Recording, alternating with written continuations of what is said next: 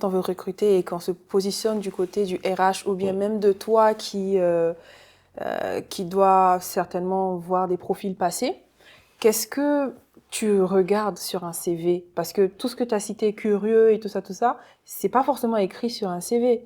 Donc, qu'est-ce que tu vas regarder pour dire, bah écoute, ça c'est bien, je peux le prendre en entretien? Ça va dépendre du type de profil qu'on recherche. Je pense que si on veut recruter un consultant qui a une spécialité en marketing, on va attendre qu'il ait des qualités en marketing, qu'il ait eu soit une formation en marketing, soit des expériences en marketing. Et dans notre métier, donc on va chercher, si c'est un consultant qui veut être généraliste sur le système d'information, on va essayer de retrouver des éléments qui sont en lien avec le management des systèmes d'information, soit professionnellement, soit académiquement. Et en termes de capacité à faire aussi, on va regarder quelques hard skills. Ça peut être sur des logiciels, par exemple, des logiciels SI ou alors des logiciels de bureautique tels que Excel, PowerPoint, puisque derrière, on va devoir faire des présentations, analyser des données. Et donc, on va regarder si l'aspirant consultant, il répond à ces critères-là techniques. Et puis derrière, une fois que le tri est fait au niveau du CV, c'est les entretiens qui vont déterminer si oui ou non cette personne elle peut s'intégrer au modèle du conseil, ou alors si elle ne répond pas du tout à ces attentes qu'on peut avoir. D'accord. Et à part les logiciels de type PowerPoint, Excel, Word, etc., est-ce qu'il y a des logiciels particuliers ou un logiciel particulier que on doit absolument connaître si on veut être consultant dans toi, ta branche? Il n'y a pas un logiciel particulier, il y a plusieurs logiciels. Tout va dépendre de la spécialité. De la Si c'est spécialité. un consultant qui vient faire du CRM, par exemple, donc de la Mhm. gestion de la relation client, on va regarder s'il a déjà touché à des logiciels CRM, lesquels. Ça peut être des logiciels CRM du marché, tels que Salesforce, Microsoft Dynamics, ou alors SAP CRM. Si c'est un consultant qui vient pour faire de la data, on va regarder s'il a déjà utilisé des outils d'analyse de données, ou s'il connaît concrètement la data. Donc, tout va dépendre du type de profil qu'on recherche. Et en fonction de ça, on va mettre en face certains critères qui sont des critères de hard skills, entre guillemets, qui permettent de pouvoir jauger si oui ou non cette personne elle est faite pour répondre à cette offre. D'accord. Et il faut avoir un minimum bac+5 ou pas? Chez nous, oui, dans mon entreprise, oui, en général, on recrute des profils bac+5. D'accord. Et est-ce que quelqu'un qui est timide peut être consultant? Parce que ce que tu expliques, c'est un peu la personne qui doit toucher à tout, qui doit être curieuse, etc. Est-ce qu'on peut être timide et être consultant? Pour moi, on peut être timide, être consultant parce qu'il y a différents types de conseils, hein, et puis il y a différents types de missions.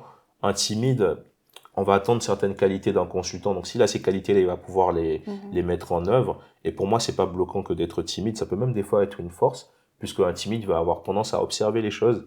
Et ce qu'on attend d'un consultant, c'est aussi avoir de l'empathie, comprendre ce qui se passe autour de lui. Et c'est pas bloquant pour moi. Ça va D'accord. dépendre vraiment de ce qu'on a comme type de mission. C'est sûr que si on met un timide sur une mission de C'est communication ça. pure, C'est ça risque de compliqué. l'embêter un petit peu. Mais si on adapte en tout cas entre guillemets à sa personnalité, ou si ce timide-là se fond dans la masse entre guillemets en montrant les qualités qui sont attendues d'un consultant, il n'aura aucun souci en tout cas dans sa carrière. Est-ce que tu as un mot de fin, quelque chose que tu veux rajouter? Déjà, je dirais un grand merci en tout cas à Eureka Talent Mm. pour l'invitation. C'est vrai que je suis sur le début de ma carrière, donc je m'attendais pas à inspirer des gens. Mais en tout cas, si la modeste expérience que j'ai eue et le parcours qui peut être considéré comme atypique par certains peut inspirer d'autres, c'est avec grand plaisir en tout cas. Et puis, de toute manière, je suis dans une démarche aussi de vulgarisation de la connaissance, de la compétence et des parcours. Donc, je trouve que c'est une bonne initiative que vous avez prise. Et c'est avec grand plaisir, en tout cas, que j'ai participé à cet échange-là. J'encourage les autres à emboîter le pas, en tout cas, en proposant des parcours divers et variés. Et puis, si je parle de manière un peu générale, faut se dire qu'un métier n'est pas fait pour un type de personne. Mhm. On peut commencer à un point A et se retrouver à un point C'est B ça. en prenant des raccourcis, en prenant l'autoroute, en prenant des petites routes, mais au final, on arrive à atteindre nos objectifs. Donc, faut pas se fermer des portes et il faut toujours essayer. Merci Chérif d'être venu sur ce plateau. Ça nous a fait plaisir de t'avoir avec nous et de découvrir ton parcours.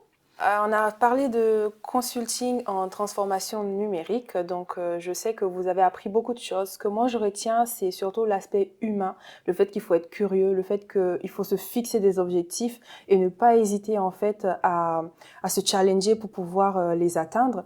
Donc, si le parcours de Chérif vous a inspiré, n'hésitez pas à nous laisser des commentaires et à le retrouver aussi sur LinkedIn finalement avec son nom, Chérif Traoré, tout simplement. Si vous avez des questions, n'hésitez pas aussi à les poser en commentaire et on se fera un plaisir d'y répondre. Si vous voulez passer sur la chaîne, parler de votre parcours et que vous savez que vous avez quelque chose d'atypique à montrer, écrivez-nous aussi par email qui est dans la barre de description. C'était Fabrice Loredana et à bientôt pour découvrir une nouvelle pépite.